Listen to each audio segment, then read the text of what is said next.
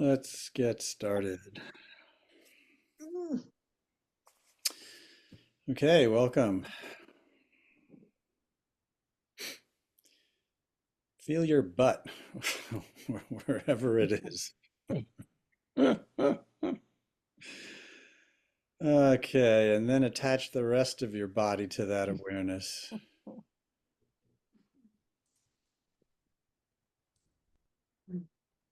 Sound feels like a grounding process. Hmm.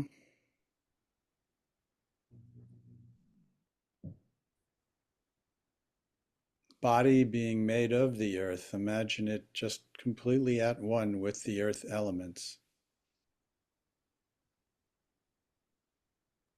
so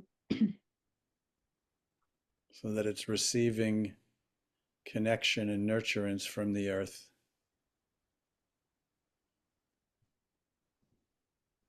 As you breathe,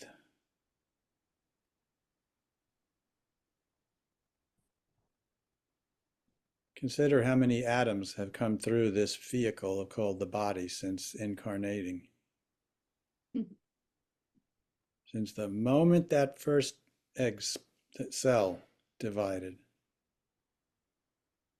Think about how many atoms have flown through this body, where they came from, where they went to. When you start to consider it that way, where's the boundary?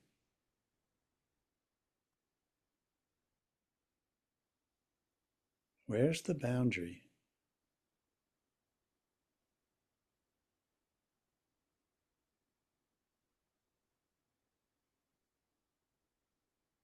And then if you consider it to be just kind of an earth suit for this incarnation, what are we?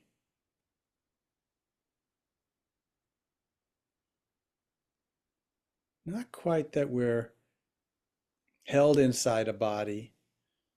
Some people think trapped inside a body. No, it's more like this is a projection of our own consciousness. Where's the boundary?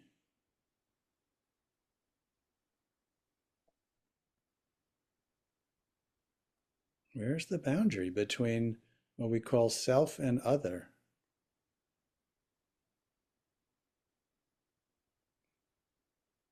Seems to be generated by the five senses. But is that telling us the truth? I mean, there was a time when you looked at the horizon and everybody believed the earth was flat. Where's the boundary?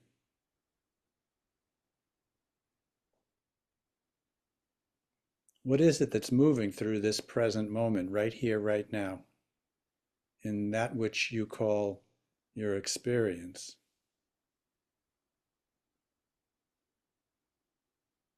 Who's this me that's experiencing? Where's the boundary?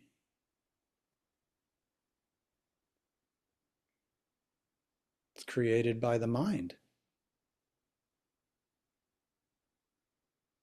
Where really is the boundary? If those particular thoughts disappear,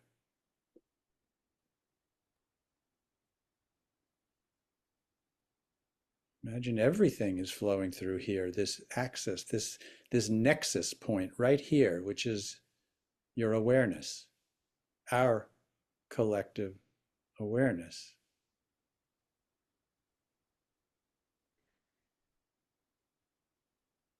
Just imagine it just flows freely. Imagine there was a part of us that sets rules about what can float through us and what can't float through us. And what happens if we let that all go?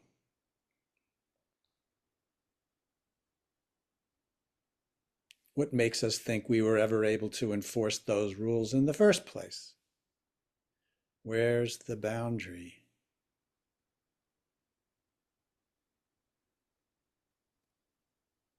How solid is it?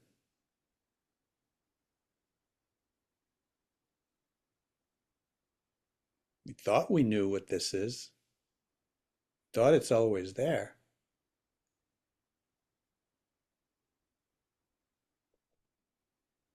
What if it's not? What's flowing through here right now?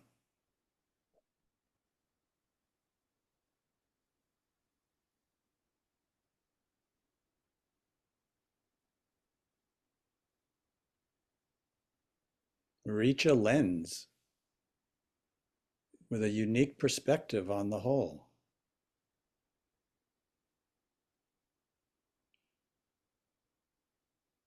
And if we let go of that hard boundary idea, you may start to realize that the totality is available to your consciousness right now. And what shows up for you is exactly what you need to navigate exactly here and now. Always perfect.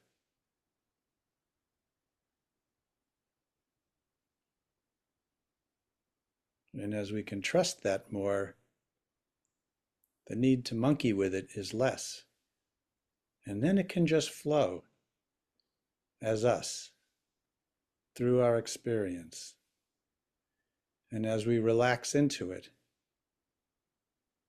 we can go deep into relaxation because we realize that we can completely trust this flow.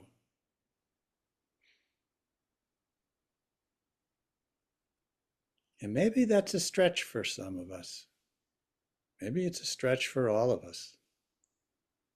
Because no matter how much we're trusting, there is a place to go more. So the spiritual WD-40, the lubricant, is called willingness.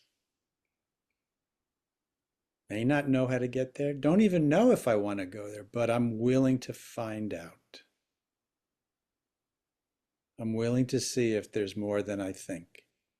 I'm willing to see if I'm able to open up and relax into this now even more.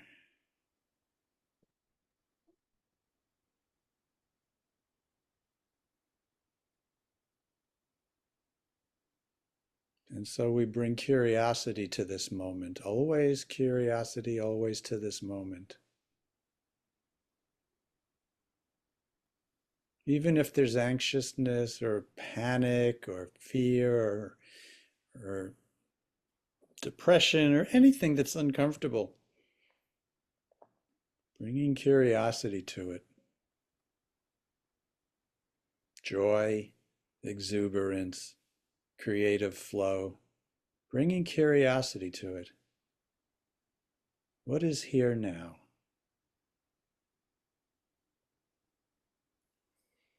Yeah, okay, good. Tonight we're going to start talking about free will. Does the name Pavlov ring a bell? Let's start with that.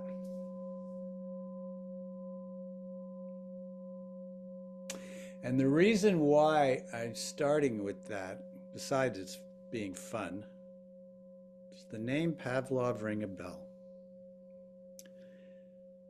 There's a lot of debate about free will. Do we have it? Does it exist? Does it not exist?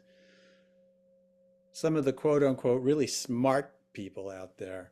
So like Robert Sapolsky, who he's phenomenal. I mean, when I was at Stanford, I would go to his talks and he's incredible. He came out with a book recently saying there is absolutely no free will.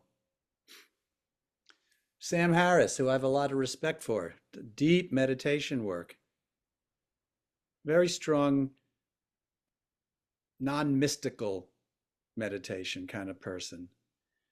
Neurologist, neuroscience, what he's a neurobiologist.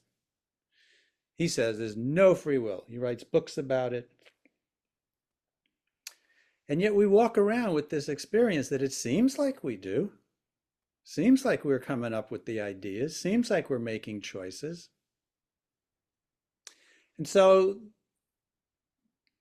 intuitively, the idea that there's absolutely no free will definitely doesn't sit right with me. So I did some digging. a lot of contemplation.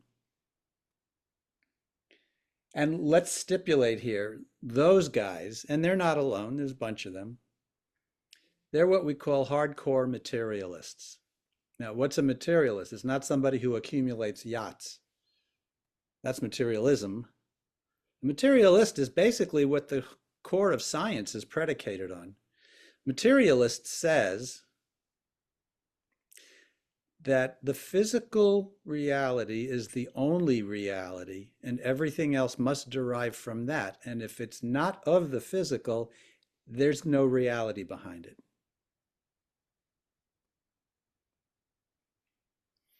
I know this may sound smug, but one day they'll wake up. It's getting closer. It is getting closer. And it's getting closer because of people like Federico Fagin, a physicist, one of the early founders of Intel, developed the first series of microprocessors, started a company called Zilog, started a company called Synaptics, a real quantum physicist, not a woo-woo quantum physicist. And in 1990, he had an explosive experience. I mean, he was a hardcore materialist. A light just exploded out of his heart and blew his circuits, and he came to realize that love is the substance of the universe.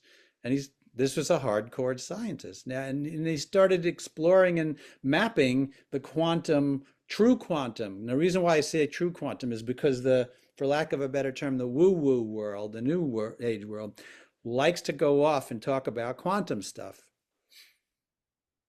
But they get mixed up with the details.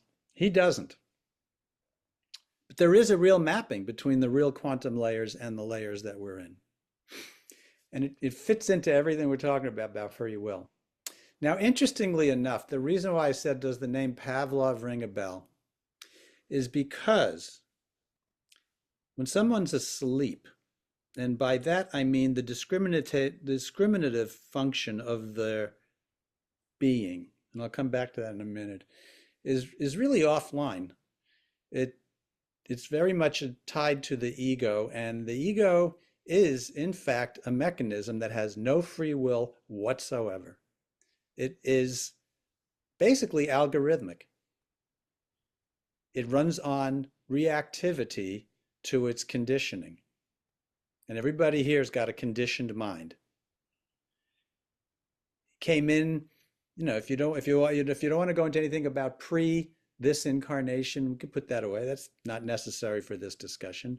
But the moment that cell divided, that became this body, it was already being conditioned by your parents, conditioned by their nervous system. It was conditioned by the upstream entire intergenerational flow going back forever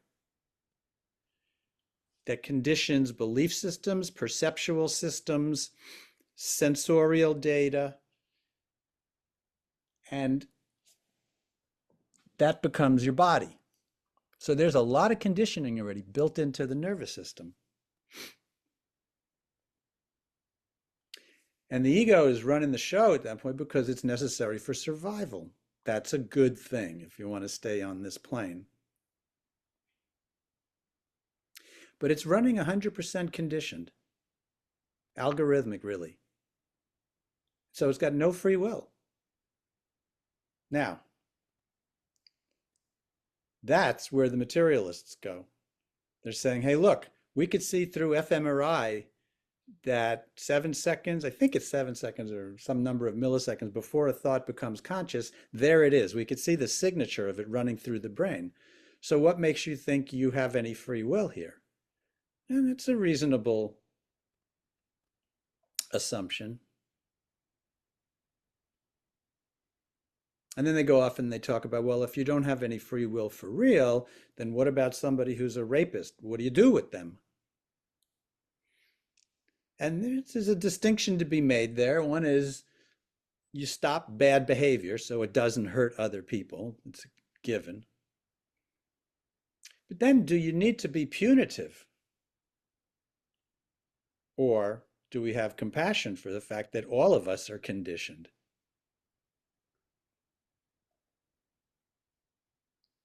Now, interestingly enough, psychics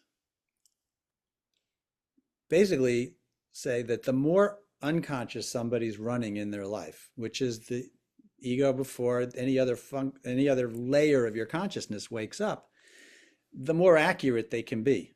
Why? Because people are just running the same patterns over and over and over and over and over again with different disguises.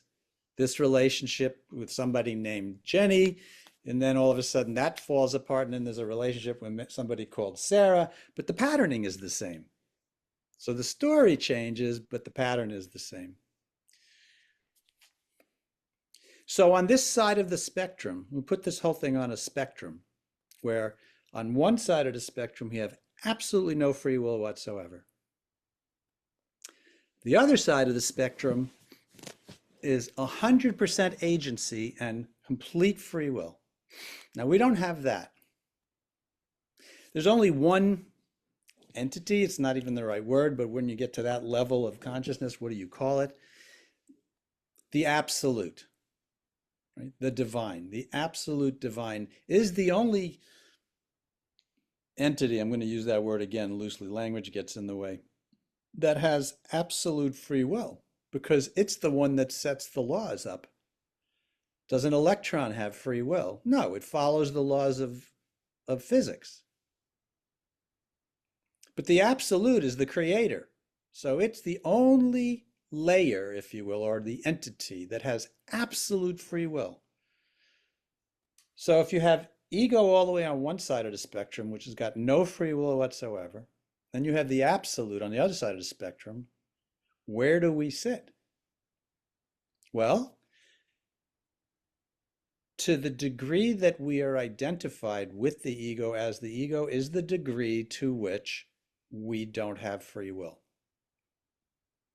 Now, it's interesting. The ego creates the I thought. So it thinks everything in terms of its I. So thoughts come up, it goes, my thoughts. But do we actually generate thoughts? Do we actually create thoughts? Or do we receive them? And then if so, from where? So to the degree that we are identified and asleep, meaning there's no other function other than intellect and ego identification running, there's no free will. Now, everybody's running around saying, I'm God, I'm God, I'm God, except we're not the absolute. Our nervous system couldn't handle it. It would just explode. So we don't have 100% free will either. So where do we sit? Well, there's a real interesting function. I'm not going to go into the different layers of the mind according to Vedanta psychology, but there is the sensory equipment of the body. Then there's the ego, which takes that in and it attaches an I sense to it, an identification. And that whole thing is the autonomous machine. There is the intellect, which we all use it, how to analyze and make our way through the world and know what to do and this and that. And between those three, just those three aspects, it's amazing what we're able to create. This is everything humanity has created fundamentally through those three layers of consciousness. The best of and the worst of. So it is enormously powerful at that level. And yet, virtually none of it was based on free will. It was all reactivity to conditioned mind and operating on that through that. Now, think about the time when one day you woke up and you realized, holy shit, I really woke up. Something's different. I know. I can't tell you the date, but I know the experience. I mean, like I have this seared into my memory. One morning I woke up and I said, whoa, I really woke up. What happened there? What happened there? It turns out, and I'm going to use the Hindu term for it, the Sanskrit term for it, there's a deeper layer of consciousness, deeper than the sensory equipment of the body, deeper than the ego identification layer, deeper than the intellect and the analytics. There's a deeper layer called the buddhi, Buddhi, in Sanskrit. In English, it's considered the discriminatory factor of the mind, the deeper mind. Discriminatory, where we're able to take in all that data and somehow we could start to sense the truth from the false. It starts to wake up in us. Now, that's nothing we could have caused. We did not will that to happen. That was not free will that we think we have that could cause ourselves to wake up. I know I didn't do that. It just happened. Because something inside this consciousness was ready to turn on. Something inside each one of your consciousness was ready to turn on, and it did. I mean, I consider it grace, really. It's nothing I did, it's nothing I didn't do. In fact, if it was based on my behavior, there's no way it would have woken me up at 20. I was a nightmare of a teenager. I mean, I drove illegally for a year, you know? I mean, don't get me started on all the crazy shit I did. So it's not based on any of that. But the moment that switch flipped, all of that aspect of myself was over. Something where I said, that's not me. And that was it. So something woke up, and that something made a difference. And that something is the discriminatory layer. Now, here's where it gets interesting. I'll just call it the booty. I don't know. It's this. No, it's like a booty call. I'm not going to do that. It's a different kind of thing.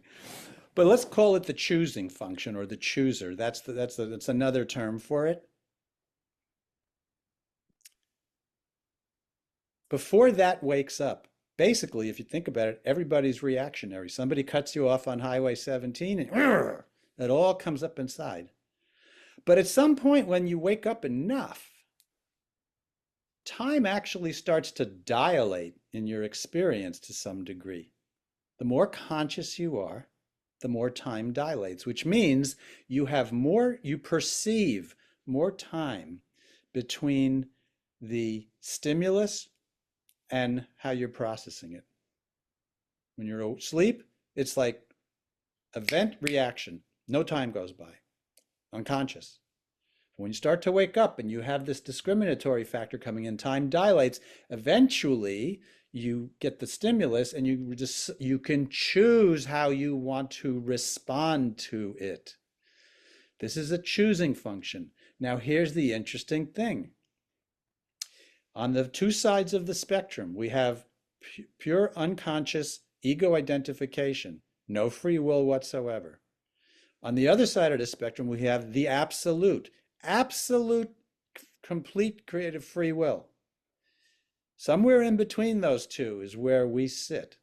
And when we wake up, we do have now a certain amount of free will, free choice. It's not absolute, it's limited, but it's the only level we need. And here's where I'm going with this.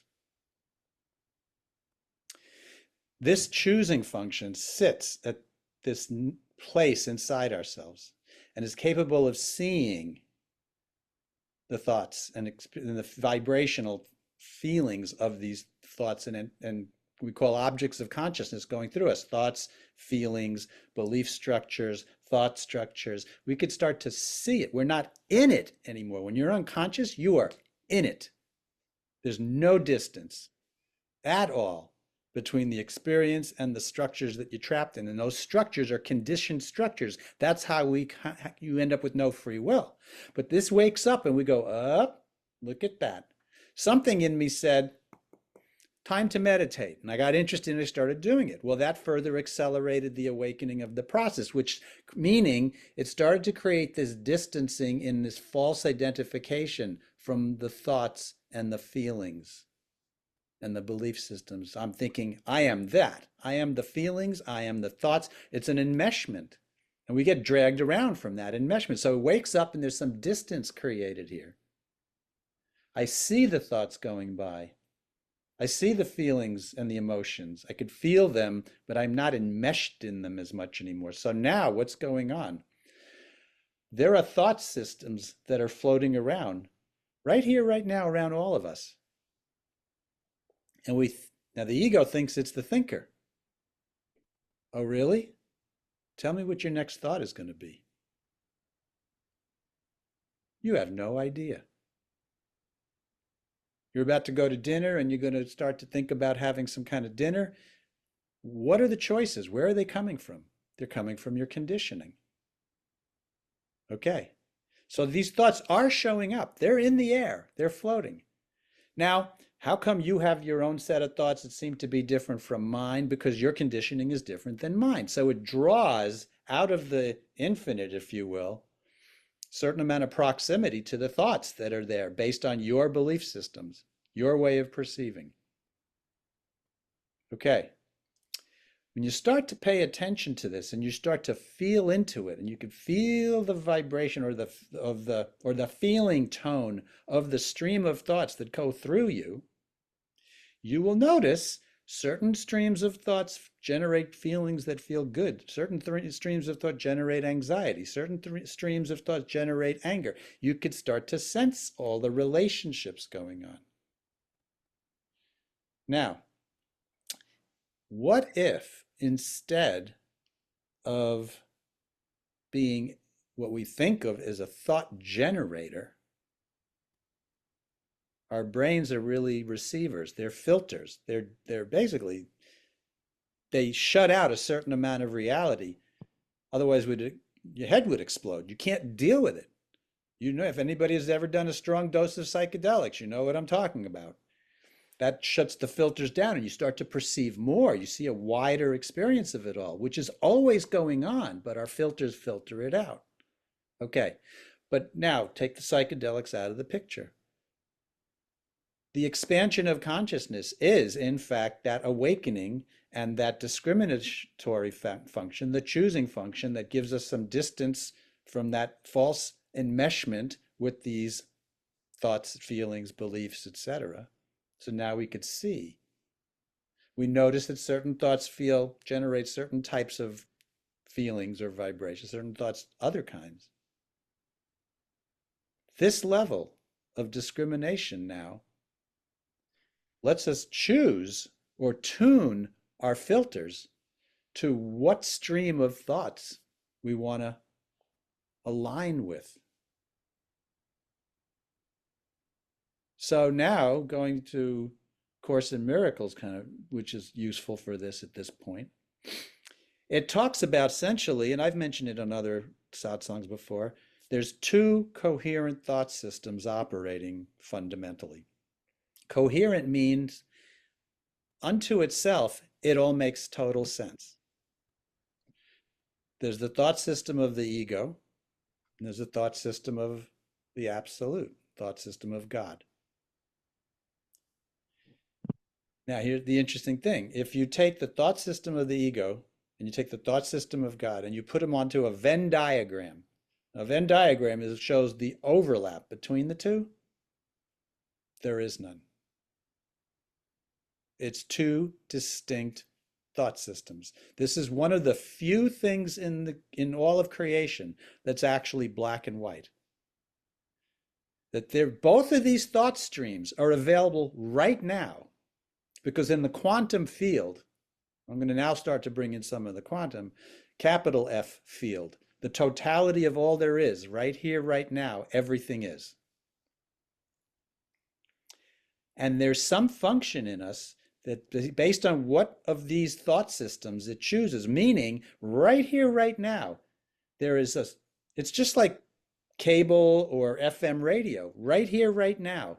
All the frequencies are going through this place right now. All the Wi-Fi signals, all the cellular it's like millions of channels going through that space right in front of your nose or through your brain right now. Well, the same thing on a consciousness level. And you get to choose and tune yourself to which stream?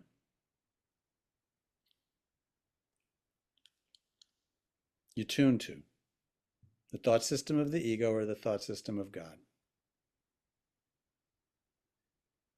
That's the choosing function in action. Now, here's the thing. So that's limited free will. But it turns out it's the only place of choice you actually need. Because depending on which one you choose, that sets off a cascade of events from that point going forward. One direction will always end up in suffering of some sort. The other one's always going to end up in just joy, and things work better and things are in flow better.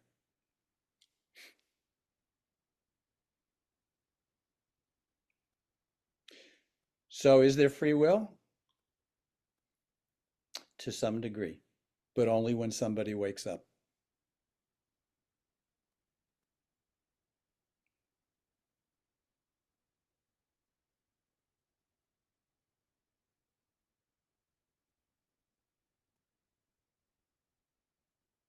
Thoughts?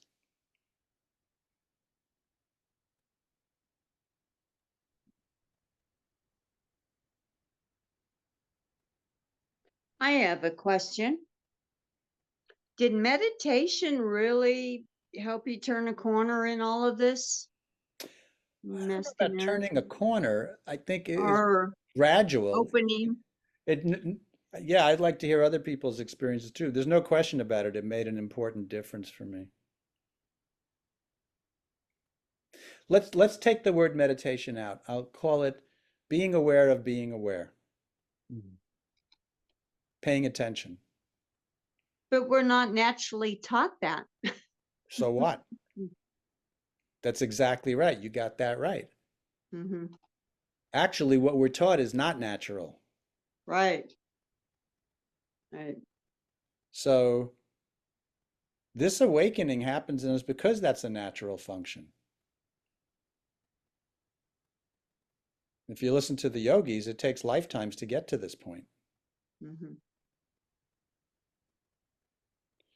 I'm going to put on well, I want to hear from other people. And they'll put on a 7-minute or so video from Eckhart Tolle that adds a few interesting things to this. I have one more thing on free will. I mean, that's the law of karma and compensation, right? Our choices. Karma is a deep subject. It's not the simple cause and effect. Okay. Because yeah, I'm going to reserve that for its own satsang. Okay. Because there's some We're really going a important, different direction. there's Okay. some important things to say about that.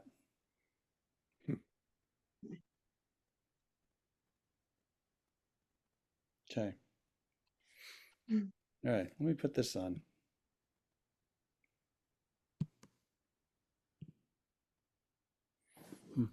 Where is it?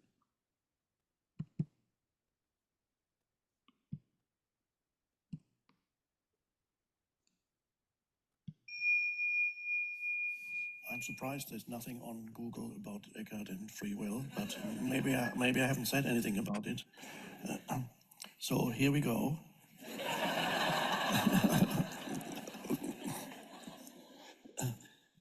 As you know, it's an eternal, ancient philosophical question, and there's never been a definitive answer that everybody would agree with in that sense.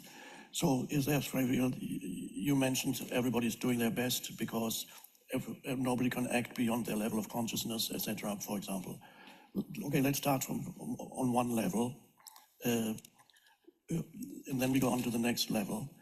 On the level of egoic unconsciousness, where you are a conditioned entity, your mental emotional makeup is totally conditioned by the past, and you are completely identified with the conditioning of your mind, and in that state, that spiritually speaking is the unconscious state, it is obvious that in that state there is no freedom at all, because you are forced to act out the unconscious conditioning of your mind with which you are completely identified.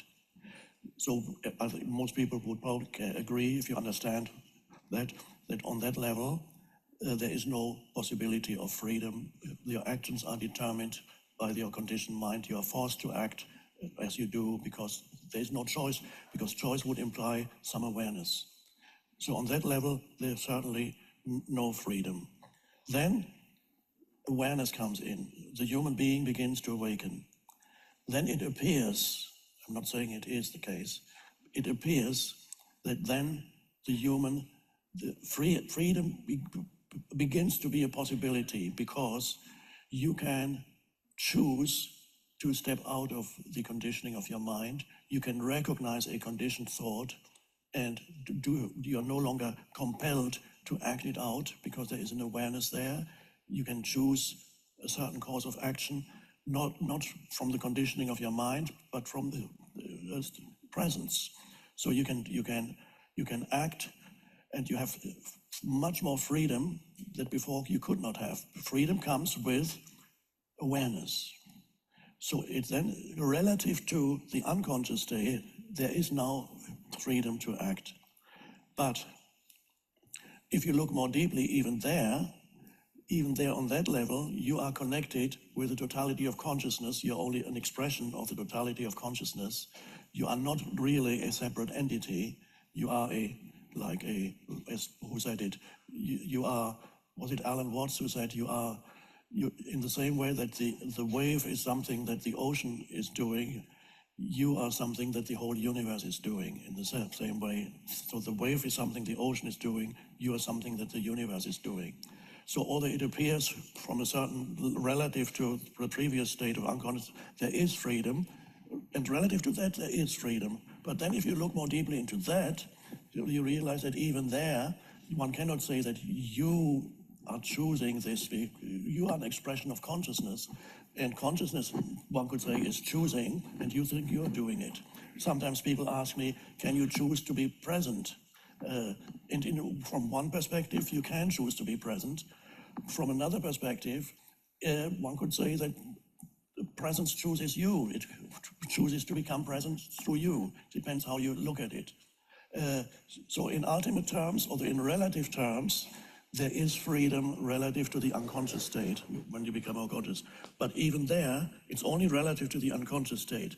Even there is not absolute freedom because you do not exist as an independent entity. You are part of the web of interconnectedness that is the whole universe. So in that sense, there is no freedom of choice of the individual because ultimately there is no individual. Thank you so much. I appreciate it.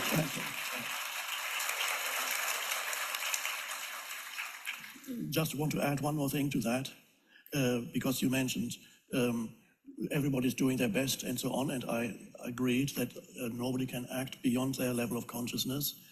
A question that may arise, though, is responsibility and punishment, because if the criminal or whoever the perpetrator is not responsible because they are totally in the grip of their conditioning, does that mean then that the perpetrator is not responsible for what they do?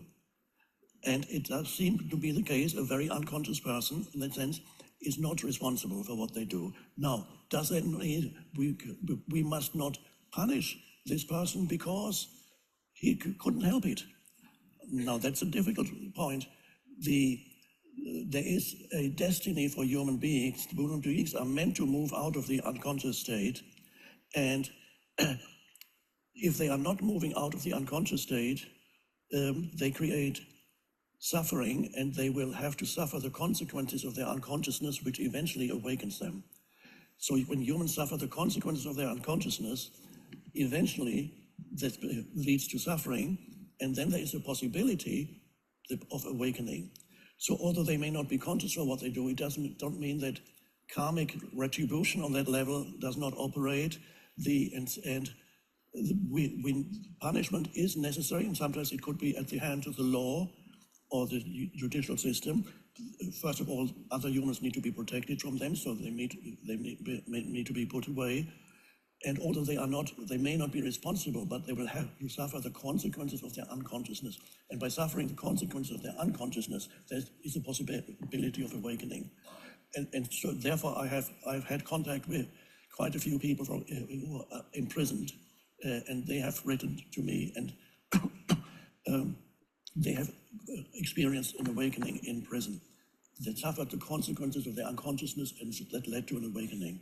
I was actually scheduled to talk in a couple of prisons in California, but I fell ill in the earlier this year, so I had to be cancelled. But hopefully soon I will be able to talk to prisoners. Both I had scheduled both to a women's prison and a man's prison.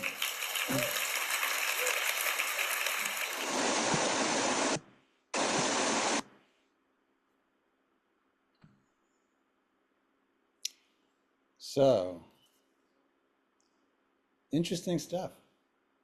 Yeah. Suffering leads to awakening. It does. And that's a whole other conversation, but that's the way it goes. Until you wake up and you start to choose the higher self, you'll always end up with suffering, which eventually breaks down the ego's control and it gets you back to making that choice. Mhm. And what was I going to say when you talked about it there? I never thought of it like that in the big picture. Yeah, I know. Really. It's like, you don't want to think that suffering's good for anything. No, they're lessons, really. I've had my biggest course corrections or wakening up, breakdowns of the ego structure because of suffering, which is, Dark like I nights of said, the its own soul. entire evening. But what was it? Oh man, hang on. Right. Here's this kind of solidified for me. Course in Miracles says fear of the will of God is one of the strangest beliefs the human mind has ever made. Fear of the will of God. Now that brings up an interesting question. Now we go into the quantum model. What Fagin talks about is the field, capital F, field, the entirety of it all. And so you say, well, not my will, but thy will be done. So here we go now. If the ego, in truth, in reality, doesn't actually have free will, then my will as a separate entity does not exist. And when you believe it does and you act in that way, what you're doing is you're acting from what I've said this many times. The ego makes a cheap copy of all spiritual truths. Spiritual truth is there is thy will that knows what to do and knows how to take care of everything. The ego's cheap copy of that is my will. So what happens is the ego makes its own private database. That's what it does. It makes its own private instance and it thinks it's separate from the totality, and then it tries to exert its will to get its needs met. But what it's exerting is a field of information that is disconnected from reality. Not just informationally in terms of out of alignment with the flow of the now, because it's locked into the past. It's locked into the past, so it can't be here now. But also, it has no power unto itself. It has no creative power. But then thy will, which is the will of the field, that's what they said. Even Tolle said that it's not that you become present or you will to become present. The present wills to come up through your experience. So we have my will and thy will. Now, if my will doesn't actually exist, it's the choosing function that gets to choose between my will and thy will. That's the choice of the ego or the choice of source. Thy will has all the power and all the creative flow, and it makes everything happen. So when you take whatever you have the responsibility for, which is your choosing function and your system, and you align with thy will, now you're in the flow. You're automatically in the flow of everything. You have the infinite power of the universe working through you. Now, interestingly enough, nature is recursive and fractal in nature, which is to say the way things are done at one level, it's done at all these other levels simultaneously. So while there is an absolute field, capital F, we are a fractal instance of the totality. We have it all in us, except we have basically, think of ourselves as a lens. Each of us have a unique lens of the total flow of reality. So what? So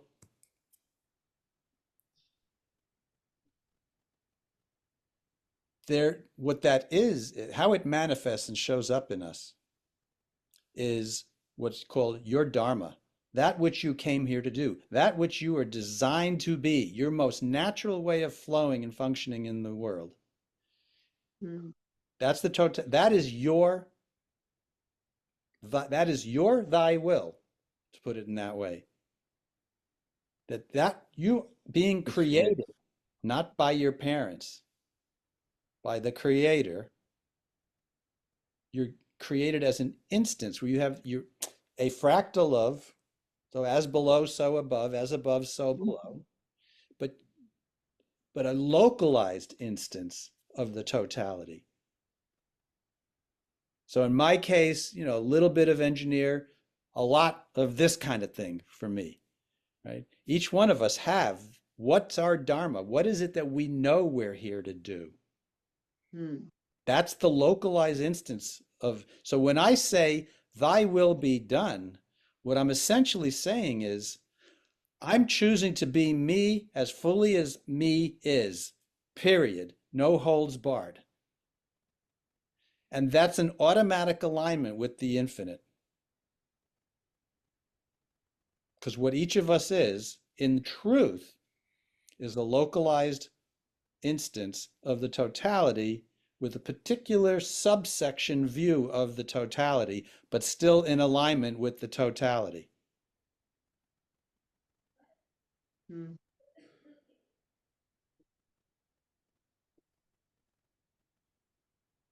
I like that. Never thought outside the box like that The on ego, my own without psychedelics. So the ego is the box, and we have the capacity to step outside of that and to receive. Now we're back to being the receiving function here. If we're not generating thoughts, we're not making it up. That is what the ego does. But if that's not the natural flow is to be thy will, open up and receive, show me the way. I'm choosing to tune my receiving equipment to that within me that is in alignment with the totality. And that's all I have. And meditation helped you to get there. Well, that's the tool. One. Okay, a Tool. tool, one tool, It's a tool. Yeah. Okay. I would say, by in and of itself, it wouldn't get the job done totally because it's not, Mhm. it takes everything, Yeah. but it's important. It's awareness that gets the job done. Let's put it that way. And meditation just kind of, if you quiet the mind long enough, we Yes. get more intuitive hits and Exactly. intuition and That's yeah. good. So awareness is the name of the game. Meditation helps you be more aware. Okay, a tool. Perfect. Thank you. That's explains how it they perfect. stack up together. And the name of the game is to claim and own your will, but recognize that it's not yours as an ego. To say thy will is really to say, I'm choosing to be me fully.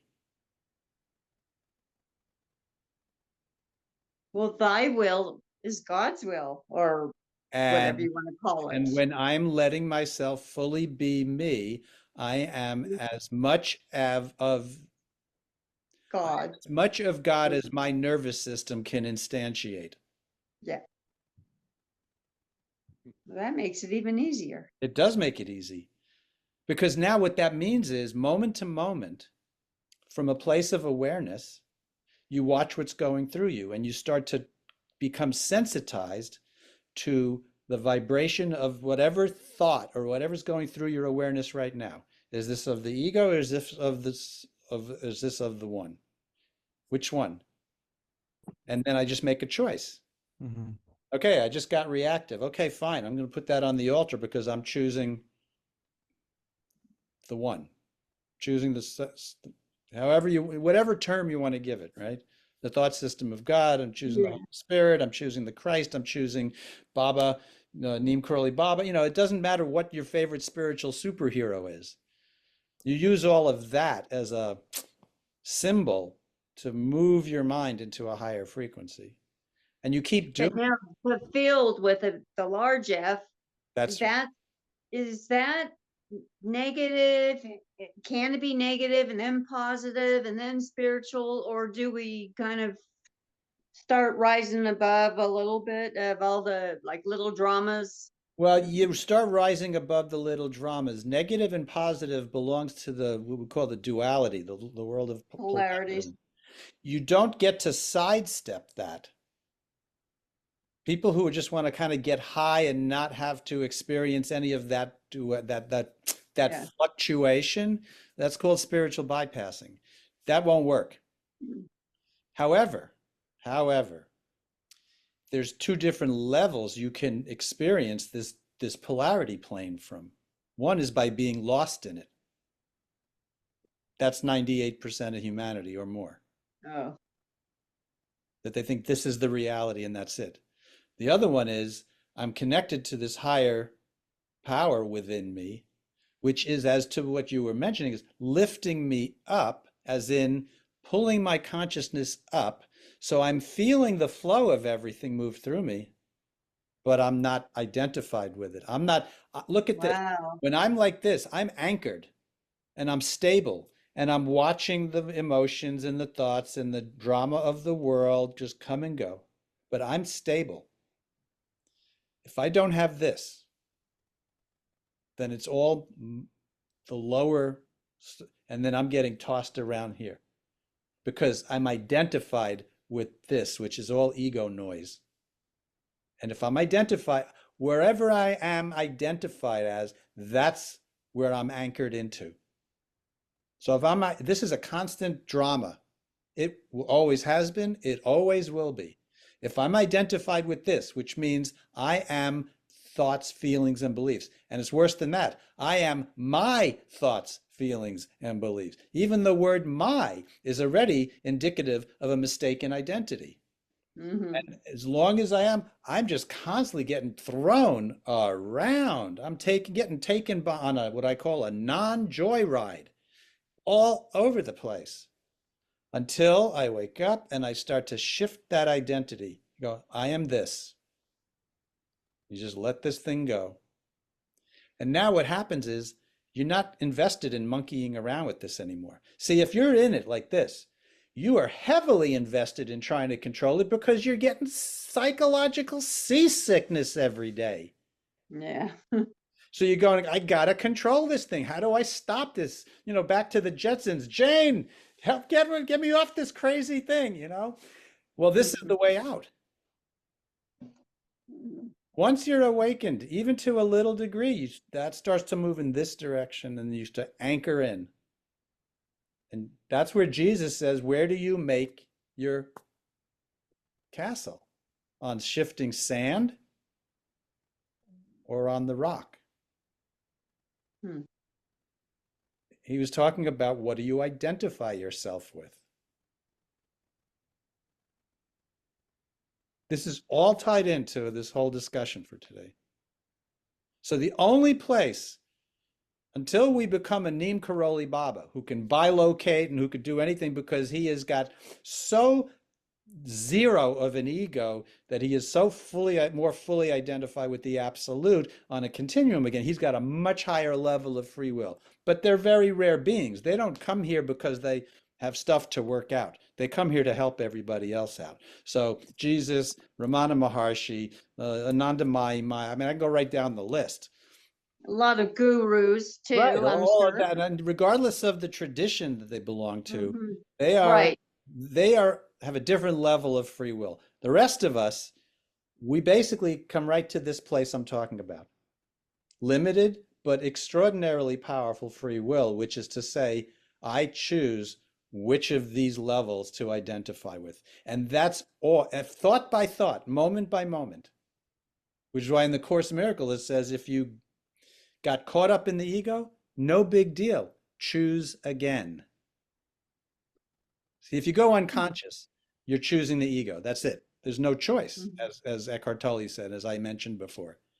Yeah. You're just getting dragged around by this thing. But you wake up and you go, oh, look at that. I got caught. The guy cut me off. Or, some bozo in Washington did something stupid and my blood pressure went up.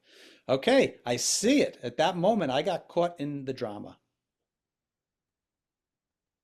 Mhm. So choose again. You know what? I'm choosing right now to identify higher. I let this go. That's the only choice you need because everything that flows from there takes over. If you choose the ego, then that's going to create a whole series of events. If you choose source, that's going to create an entire series of events too, with a very different qualitative experience. So can I interrupt? So Sure. choosing source ultimately on a daily prescriptive level, right? It's a form of discipline to continuously Moment by moment, not daily. moment Yes. by moment discipline to be able to choose source. And the more often that you choose source, eventually there is no longer a choice, it's an awareness. Yes. That awareness eventually it develops into free will. It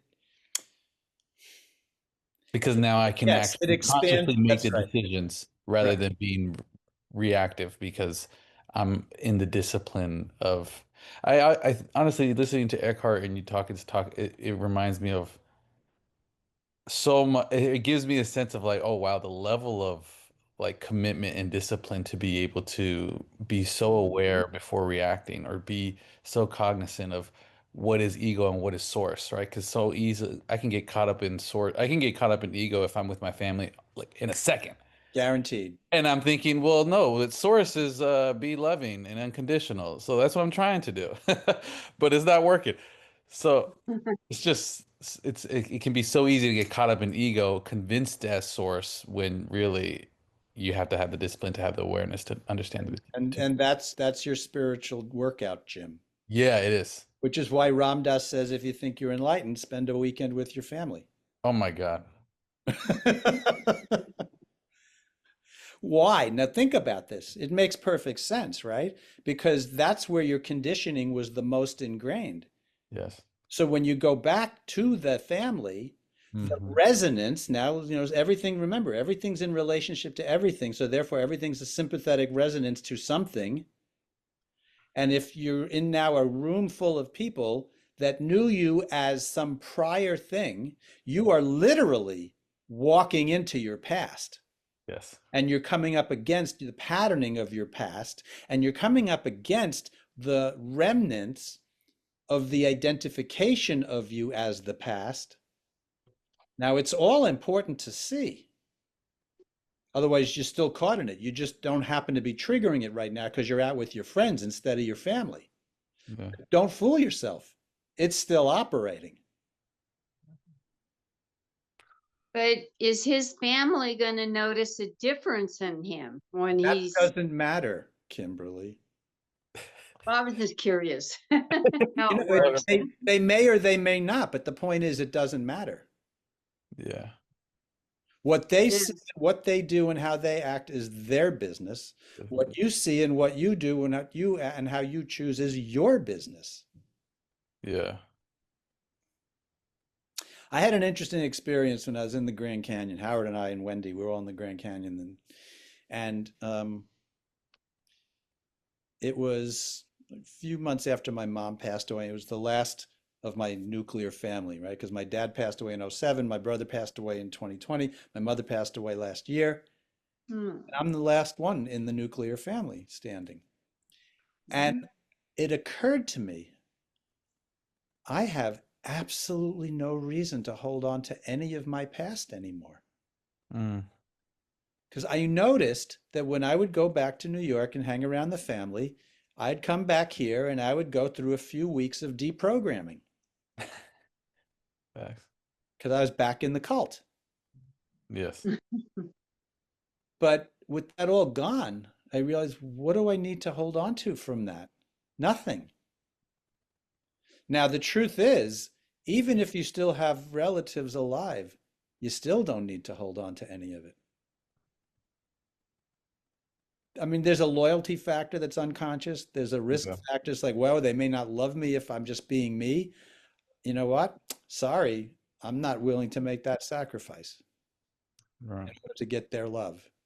Doesn't mean I'm acting like an asshole. I'm saying I'm going to be me. I'm going to talk about what things are important to me. I'll connect with them where I can connect with them, etc. But I am not going to shut my consciousness down just so I can go to a family dinner. Yeah. Now, it might not be I talk about something with them. I might sit there with my mantra going on in my mind, just choosing to just like radiate and not say a word. You know, if everybody's getting into a political discussion and I want nothing to do with it, I can go, oh, you know what? I just got caught in the polarity. Mhm. So The other thing about this as well, Eric, I really appreciate what you're saying, particularly the notion of free will acting in through my consciousness. hmm Um, I mean, I'm not awake 100% of the time. hmm There are times when I'm aware enough that I'm not fully aware. Like I can actually see my emotions, I can see my reactivity going on. Something that my wife Karen said triggered me, and I can now at least watch myself get into that hook that and move around, and on top of that I can have compassion for myself in that moment. Mm. Even that is a way to bring more awareness, because it begins to like, oh Bill, I can, there you are, you're caught in your own shit. And then you begin having choice about how much I want to stay in that. Do I really want to think that way? Do I need to continue that? hmm Where is it that where is it that my awareness really wants to express? Yes. And then that shifts it. So it's kind of interesting. There is a binary aspect to it, but there's also this compassion and sense of equanimity that you're cultivating in yourself, because I'm not awake. I'm not awake all the time. hmm Uh, somebody even one of yes. So I could give many examples, but I'm a much more adapted to even watching myself when I'm caught in my own ego identification. And the paradox is you're claiming that you're not that awake then, but you're awake enough to know that you're not awake, which means you are That's awake. You're just working that edge. That's right. That's what I wanted to That's communicate. exactly right, man. Yes, right. Yeah. Because now the scary thing is how much are we walking around having no clue that we're not awake, right? Well, there's some of that too. Yeah. I walked into the light post. No, but you're exactly right, and Luciano's right also, is that it does take a certain amount of discipline. It does. Yeah, it is. It is continuously. I mean, there's a sense of remembrance. There's a sense of there's a quality of openness. hmm There's a quality of, well, Luciano said discipline, and I think there is something to that when you're trying to create new patterns of being aware. hmm It requires work. There's no, it's not a like a, you can't just take acid or whatever, and you wake up. You Right. have to deal with your shadow. You have to deal with those things in yourselves, and they develop. Oh, you develop Yeah. your capacity to allow more of the infinite to work through you. Yes. Because what you're doing, to your point, is you're developing your relationship with yourself, Yes, with your true self, with your true self. with the big self. Yeah, Um, Actually, let me back that up. You're actually also clarifying and increasing the quality of your relationship with all aspects of yourself. Because even the part that's asleep, right? In right, right. when we were more unconscious, we would get upset with ourselves for making a mistake, let's say, Yeah, which is just nothing more than an unconscious act. But yeah, now, to your point, you say, "Oh, and I know I see this part of me that's struggling or it's asleep. I'm have compassion for this part of Bill." Well, that is relational work that you've done on yourself. yeah. And as we keep coming back to over and over again, awareness is the enabler. Awareness is the superpower. I think that's the superpower. That is it. That is really it. I mean, we're given an infinite superpower here that the ego likes to invalidate. Hmm.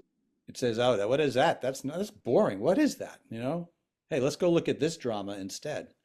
No, no, no. Awareness, which is the infinite spacious place from which we see everything, is the field. It is the field. And that which we're aware of is our own localized instance of the actual, the total absolute field, but it's in complete alignment with it. So think of it as the awareness is the portal to our own local field, which is in alignment with the actual field or the absolute field, which is to say, awareness is the portal to the absolute field Yeah. that shows up in the exact particulars that are perfect for you. Mhm. Because it is your own, you are that design. Hmm. Eric, I hate to say this, but I have another commitment I need to Yeah, get. get going. We're going to sit and meditate now. Great to Thank have you here, Bill. you. Nice to see you all and be part of this. Bye bye. Thank you. Night, Bill. All right. Okay. I know Howard went off to eat dinner. Okay. Let's just let all this sink in.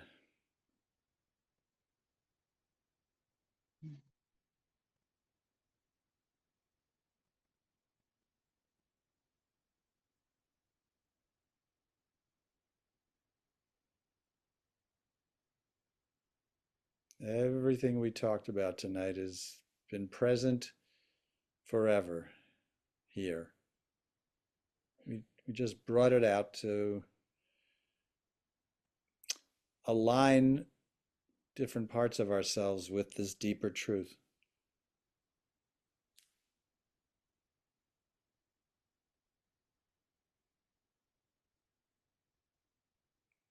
And so just feel your breath moving in and out.